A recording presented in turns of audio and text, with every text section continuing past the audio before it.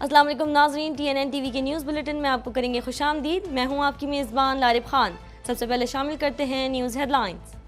خاتون جج کو دھمکیاں دینے کا کیس، عمران خان کی عبوری ضمانت میں 20 ستمبر تک توسیع، غیر متعلقہ افراد کے عدالت میں داخلے پر پابندی عائد۔ عمران خان کو عدالت سے مکمل ریلیف ملے گا، فیصل چودھری کہتے ہیں سیاسی مخالفین کی جانب سے عمران خان پر بے بنیاد سیاسی کیس بنایا گیا۔ پاک فوج، رینجرز اور سول اداروں نے دادو گریڈ اسٹیشن ڈوبنے سے بچا لیا۔ منچھر جھیل سے خارج ہونے والا سیلابی ریلا دادو کا رنگ بند عبور کر کے آبادی کی جانب بڑھنے کے باعث 500 KV گریڈ اسٹیشن کو خطرہ تھا۔ کراچی کے مختلف علاقوں میں تیز ہواؤں کے ساتھ موسلا دھار بارش، موسم خوشگوار ہو گیا۔ محکمہ موسمیات نے کل بھی گرج چمک کے ساتھ شہر قائد میں بارش کی پیشگوئی کر دی۔ رائل ملیشین نیوی کے سربراہ کا نیول ہیڈ کوارٹرز اسلام آباد کا دورہ، معزز مہمان کو پاک بحریہ کی ذمہ داریوں اور استعداد کار کے حوالے سے بریفنگ دی گئی۔ ایشیا کپ میں سری لنکا کے ہاتھوں ٹیم پاکستان کی شکست پر پاکستانی عوام مایوس ہو گئی۔ مختلف انداز میں دکھ کا اظہار، شائقین کرکٹ کہتے ہیں قومی کرکٹ ٹیم کے کھلاڑیوں نے اپنے ہی ہاتھوں جیتا ہوا میچ ہارا ہے۔ کینیڈا کی برطانوی بادشاہ چارلس سوم کو منصب سنبھالنے کی تقریب کینیڈا میں منعقد کرنے کی دعوت، ملکہ کے انتقال پر 10 روز یوم سوگ کا انعقاد۔ کینیڈین وزیر اعظم اور گورنر جنرل نے شاہ چارلس کی بادشاہت کی دستاویز پر دستخط کر دیے۔ کنزرویٹو پارٹی کینیڈا کے سربراہ کے انتخابات، پیئر پولیور بھاری اکثریت سے کنزرویٹو پارٹی کے سربراہ منتخب، کینیڈین وزیر اعظم کی پیئر پولیور کو مبارکباد۔ کینیڈین صوبے برٹش کولمبیا میں ایک بار پھر جنگلات میں لگی آگ بے قابو، پورے صوبے میں 191 مقامات پر جنگلات کی آگ بھڑک رہی ہے، سینکڑوں افراد کے لیے انخلاء کے انتباہات جاری۔ ملکہ برطانیہ کی وفات، کینیڈین پارلیمنٹ سیشن مؤخر، آسٹریلیا میں 22 ستمبر کو سوگ، شاہ چارلس نے ملکہ کی آخری رسومات پر 19 ستمبر کو بینک تعطیل کی منظوری دے دی۔ ملکہ برطانیہ الزبتھ دوم کی سرکاری سطح پر 19 ستمبر کو آخری رسومات ادا کی جائے گی۔ امریکہ کی جارحانہ پالیسی پر روس اور چین کے درمیان قربتیں بڑھنے لگیں۔ چینی اور روسی صدور کی ملاقات رواں ہفتے ازبکستان میں ہوگی۔ بڑی کامیابی کا دعویٰ، یوکرین نے خارکیف میں روسی فوج کو پسپا کر دیا۔ ہیڈ لائنز آپ نے ملاحظہ کی اور اب خبریں تفصیل کے ساتھ۔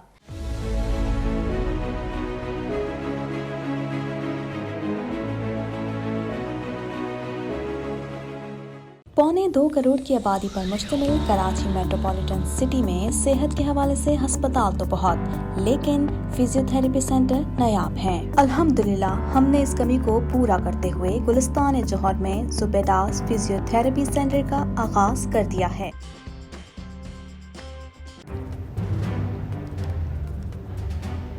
Islamic Finance TV, the only TV channel of the fastest growing Islamic economy in the world and the prime mover of Islamic finance news.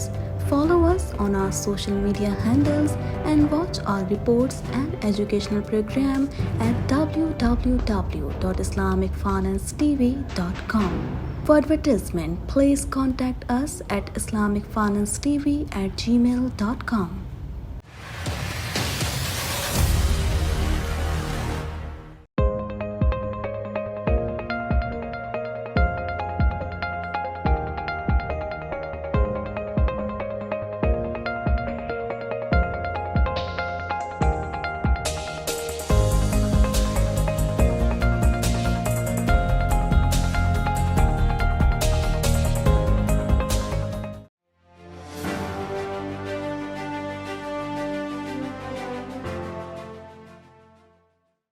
Additional session جج زیبا چودھری کو دھمکیوں سے متعلق کیس میں انسداد دہشت گردی کی عدالت نے عمران خان کی عبوری ضمانت میں 20 ستمبر تک توسیع کر دی۔ مزید جانتے ہیں اس رپورٹ میں۔ ایڈیشنل سیشن جج زیبا چودھری کو دھمکیوں سے متعلق کیس میں انسداد دہشت گردی کی عدالت نے عمران خان کی عبوری ضمانت میں 20 ستمبر تک توسیع کر دی۔ سابق وزیر اعظم عمران خان کی جانب سے خاتون جج زیبا چودھری کو دھمکانے سے متعلق کیس کی سماعت انسداد دہشت گردی کی عدالت کے جج راجہ جواد عباس نے کی، جبکہ چیئرمین PTI خود بھی عدالت میں پیش ہوئے۔ پروسیکیوٹر راجہ رضوان عباسی نے عدالت کو بتایا کہ پٹیشنر نے ابھی تک تفتیش جوائن نہیں کی، جبکہ عمران خان کے وکیل نے کہا کہ تفتیشی افسر کے پاس عمران خان کا بیان موجود ہے۔ پروسیکیوٹر بتائیں انہوں نے ٹائم لینا ہے یا بحث کرنی ہے۔ اسپیشل پروسیکیوٹر نے کہا کہ جی آئی ٹی نے عمران خان کو 3 نوٹسز بھیجوائے کہ عمران خان تفتیش کے لیے پیش ہو جائیں۔ انسداد دہشت گردی کی عدالت کے جج نے فریقین کے دلائل سننے کے بعد عمران خان کی عبوری ضمانت میں 20 ستمبر تک توسیع کر دی اور کہا کہ اگلی سماعت دوپہر 2 بجے ہوگی تاکہ لوگوں کو مشکلات نہ ہوں۔ خیال رہے کہ سابق وزیر اعظم عمران خان کی پیشی کے موقع پر سیکیورٹی کے سخت انتظامات کیے گئے۔ انسداد دہشت گردی عدالت کے ارد گرد پولیس کی بھاری نفری تعینات رہی۔ انسداد دہشت گردی عدالت کی طرف آنے والے راستوں پر جگہ جگہ خاردار تاریں لگا دی گئی تھیں۔ غیر متعلقہ افراد کی عدالت میں داخلے پر پابندی عائد کی گئی تھی۔ یہاں سے ضمانت مل جائے گی۔ Pakistan Tehreek Insaf P T I کے وکیل فیصل چودھری نے کہا ہے کہ ہمیں امید ہے کہ ہم ہفتے کے آخر میں عدالت سے کچھ اچھے نتائج حاصل کرنے میں کامیاب ہو جائیں گے۔ مزید جانتے ہیں اس رپورٹ میں۔ پاکستان تحریک انصاف کے وکیل فیصل چودھری نے کہا ہے کہ ہمیں عدالتوں سے انصاف کی توقع ہے اور ہمیں امید ہے کہ ہم ہفتے کے آخر میں عدالت سے کچھ اچھے نتائج حاصل کرنے میں کامیاب ہو جائیں گے۔ انسداد دہشت گردی کی عدالت کے باہر ذرائع ابلاغ عامہ کے نمائندوں سے گفتگو کرتے ہوئے فیصل چودھری کا مزید کہنا تھا کہ سابق وزیر اعظم عمران خان ایک مرتبہ پھر اے ٹی سی کے سامنے پیش ہوئے ہیں اور ایک بار پھر حکومت نے تاخیری حربے استعمال کیے ہیں۔ انہوں نے کہا کہ عدالت نے تفتیشی اداروں کو وقت دیا کہ تحقیقات کو منصفانہ طریقے سے آگے لے کر چلیں اور ہمیں پوری امید ہے کہ آئندہ ہفتے عدالتوں سے کچھ اچھے نتائج حاصل کرنے میں کامیاب ہو جائیں گے، کیونکہ یہ سارا کیس من گھڑت بے بنیاد ہے اور اس کا کوئی جواز نہیں ہے۔ انہوں نے یہ بھی کہا کہ میں سمجھتا ہوں کہ عدالتیں آزاد ہیں اور یہ ضمانت کے لیے اچھا کیس ہے۔ مجھے امید ہے کہ ضمانت مل جائے گی۔ ان کا مزید کہنا تھا کہ عمران خان کو عدالت سے مکمل ریلیف ملے گا کیونکہ سیاسی مخالفین کی جانب سے عمران خان پر بے بنیاد سیاسی کیس بنایا گیا ہے۔ Hopefully at the end of this week we will be able to get some good results and from the courts, because these entire case is concocted, fabricated, and it has no basis whatsoever.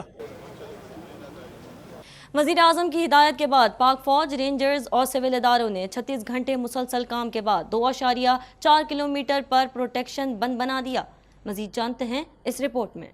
پاک فوج، rangers اور civil اداروں نے بروقت کارروائی کر کے دادو grid station کو ڈوبنے سے بچا لیا۔ پاک فوج، رینجرز اور سول اداروں کی جانب سے 36 گھنٹے مسلسل کام کے بعد 2.4 کلومیٹر پر پروٹیکشن بند بنایا گیا۔ بند کے نتیجے میں دادو گرڈ اسٹیشن سیلابی ریلے سے محفوظ رہا۔ گرڈ اسٹیشن کے ارد گرد بند بنانے سے نہ صرف یہ گرڈ محفوظ رہا بلکہ علاقے کو بجلی کی فراہمی بھی منقطع نہ ہوئی۔ پاک فوج اور انجینئرز کور کے تمام پلانٹ آلات کو اس کام پر لگایا گیا۔ علاقے کے لوگوں نے پاک فوج کا شکریہ ادا کیا ہے۔ واضح رہے کہ منچھر جھیل سے خارج ہونے والا سیرابی ریرا دادو کا رنگ بند عبور کر کے آبادی کی جانب بڑھنے کے باعث 500 kV گرڈ اسٹیشن کو خطرہ تھا۔ خیال رہے کہ وزیر اعظم شہباز شریف نے گزشتہ روز دادو میں سیلابی ریلے سے گرڈ اسٹیشن کو بچانے کی فوری ہدایات دی تھی۔ وزیر اعظم نے اعلیٰ سول و فوجی قیادت کو تمام تر وسائل بروئے کار لا کر گرڈ اسٹیشن کو سیلاب سے بچانے کی ہدایت کی تھی۔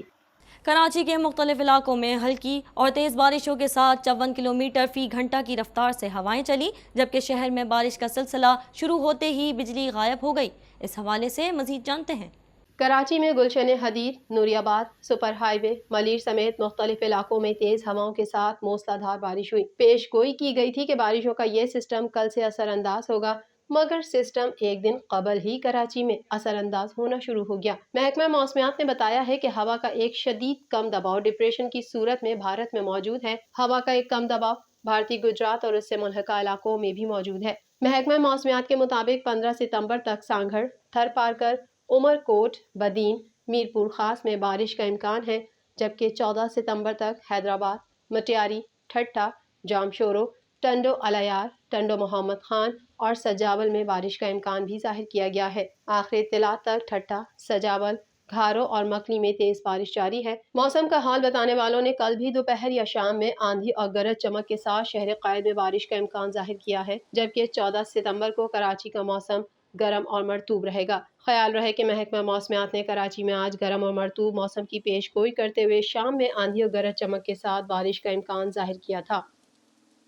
امیر البحر ایڈمرل محمد امجد خان نیازی اور رائل ملیشین نیوی کے سربراہ ایڈمرل تان سری محمد رضا بن محمد سینی کے مابین ہونے والی ملاقات میں باہمی دلچسپی کے امور اور دو طرفہ بحری تعاون پر تبادلہ خیال کیا گیا۔ اس حوالے سے مزید جانتے ہیں۔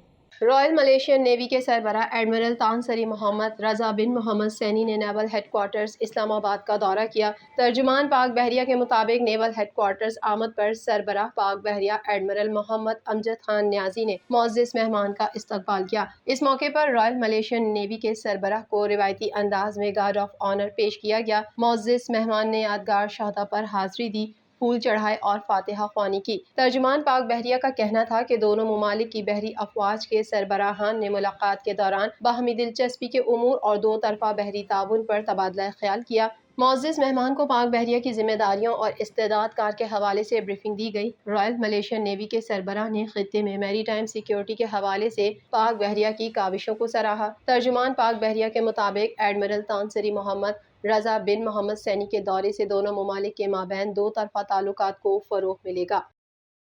ایشیا کپ T20 کے فائنل میں سری لنکا کے 171 رنز ہدف کے تعاقب میں پاکستان کی بیٹنگ بری طرح فلاپ ثابت ہوئی۔ آئی لینڈرز نے شاہینوں کو 23 رنز سے شکست دے کر فتح حاصل کر لی۔ اس حوالے سے مزید جانتے ہیں۔